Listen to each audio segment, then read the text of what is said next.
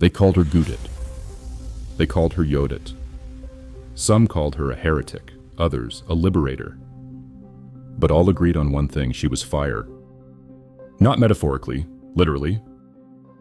In 10th century Ethiopia, she didn't just challenge the ruling Aksumite dynasty. She burned it. This is not the story of a queen who inherited power. This is the story of a woman who took it with flame and fury. At the time, the kingdom of Aksum was fading. Once a titan of trade and religion, a power that minted its own coins and built towering obelisks, it had grown weak, bloated by complacency and fractured by internal strife. And out of that shadow came Yodit. Some say she was part of the Beta Israel, the Jewish community in Ethiopia.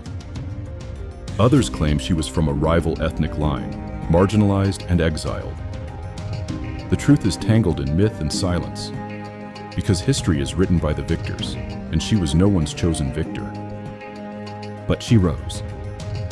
And when she did, the highlands trembled.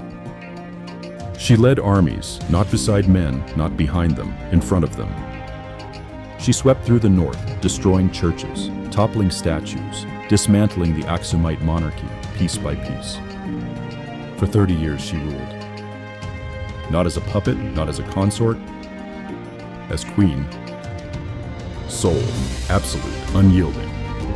They say she torched the great city of Aksum itself, that she shattered the symbols of empire, the cross, the crown, the carved stone stelae that once reached for heaven. Why? Revenge? Revolution? Justice? No one knows for sure, because Ethiopian chronicles fell silent. They erased her name, not just from records but from memory, as if burning her story could undo her legacy. But you don't erase fire. You can't silence a woman who dethroned kings. To some, she's a villain, a destroyer of faith, a breaker of tradition. To others, a revolutionary who shattered a corrupt regime and made way for something new. But this much is clear. Yodit was not a footnote. She didn't ask to rule. She seized it. And for 3 decades, no king sat comfortably in Ethiopia. Even after her death, it took nearly a century for the Solomonic dynasty to rise.